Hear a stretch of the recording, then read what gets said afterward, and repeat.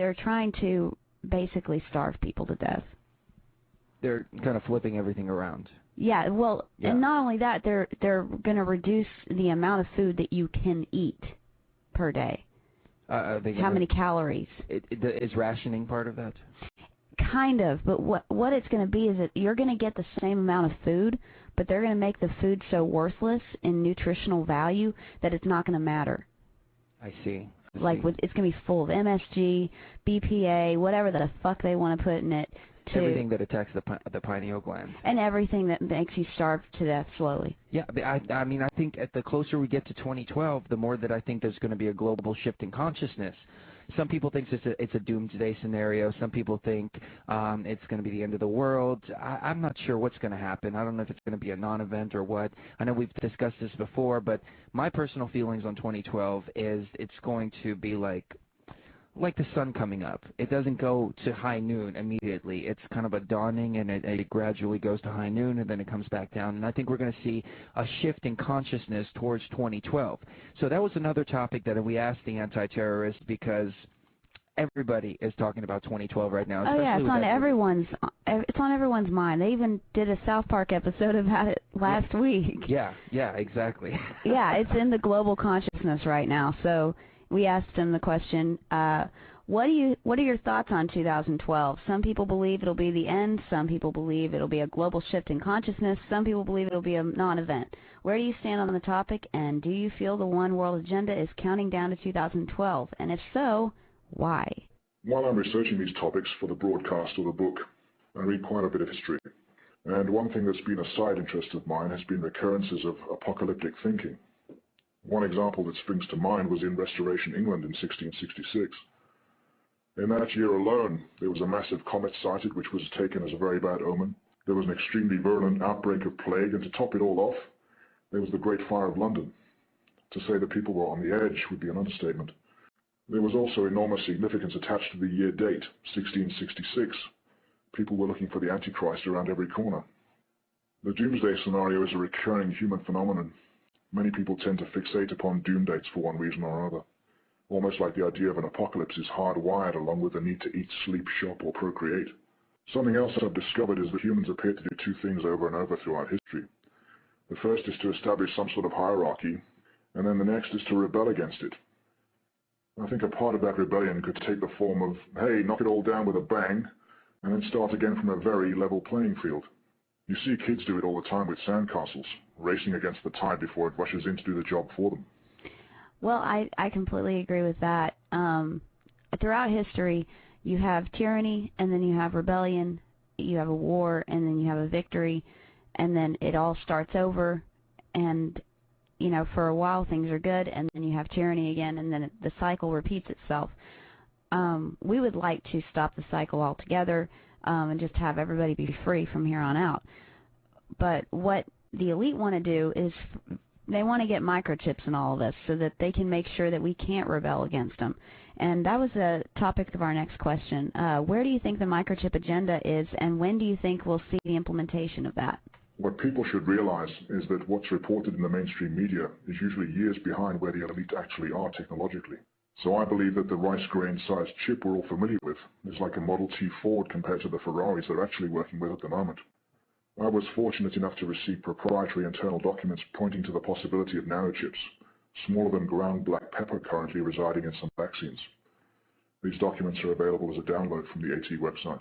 Now, according to these documents, in case after case, health workers are advised to shake the vials to keep a certain sediment suspended and to observe an iridescent sheen in the liquid before injection. Part of the reason for the iridescence in the vaccines could be the breakthrough made by the Hitachi Corporation, where they found that nanoparticles clump together. In the bloodstream, this could manifest as a cerebral hemorrhage. So they began to coat the particles in silicon and found that they no longer clumped together, but slid right past each other. It's important to note here that one of silicon's many qualities is that it has an iridescent sheen. The way he answers the questions, I have to believe that he's somebody from the inside. Like I said earlier, I really respect that. I respect the people who come out and definitely respect everything that he's doing. He's putting out some really, really good information. Some of it I don't agree with, like the H1N1 vaccine, but he raises some interesting points. So, it's really up to the listeners to make their judgment on which way to go. But I like the way he puts the information out. Right, exactly. And you hit the nail right on the head. I don't have anything else to add to that. That's exactly how I feel. One thing on everybody's mind, of course, is the Fort Hood shooting. That seemed kind of odd the way that they played that one out, and there has to be a purpose behind that. So that's another question that we asked him is, are you familiar with the Fort Hood shootings? If so, do you feel it was a false flag psyop, possibly MK Ultra? If so, what was the purpose and how will they use the event? My first gut-level response to what I've been able to ascertain regarding the shootings at Fort Hood have to do with the alleged shooter, Major Nidal Malik Hassan, of Jordanian-Palestinian ancestry, devout Muslim, and army psychiatrist with an intelligence-level security clearance.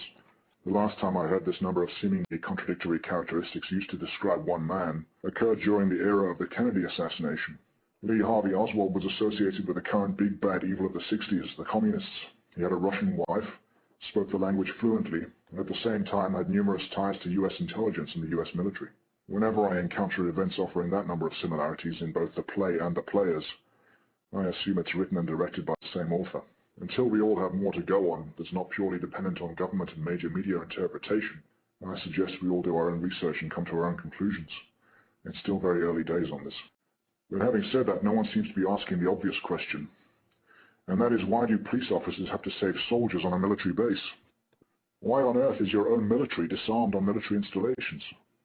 Had your military personnel been armed as they should be, the response to a lone psychopath attempting to inflict mayhem would have been a swift and sure one.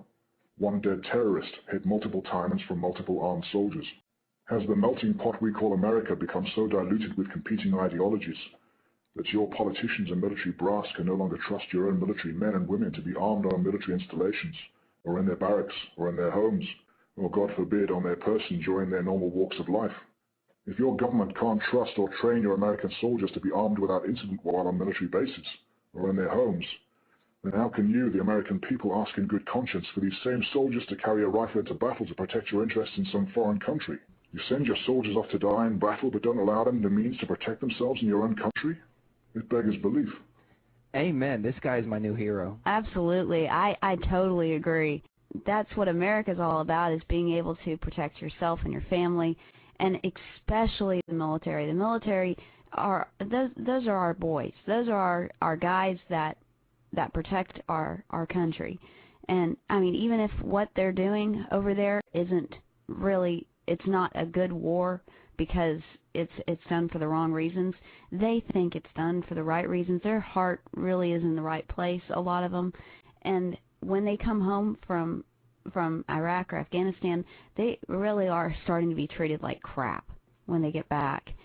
Either they're treated like crap, or they go into law enforcement and they still have that Iraq mentality of I rule you, you're the slave. Yeah, you're the dissident, not the citizen. But I do have to say, on the soldiers' behalf, that I get a lot of emails from soldiers commending the work that I'm doing with my music, commending the show, and things like that. So a lot of the soldiers are awake, and as we all know, Ron Paul, the soldiers were one of his biggest contributors. Right. So they don't want to be there. Nobody wants to be there, and a lot of people are starting to see through the facade. But Amen. The anti-terrorist brings up a real good point. Why weren't these guys armed, and why weren't they able to take care of it? Well, and you know, I mean, who's working for who? I mean, really, they should. Where was the security?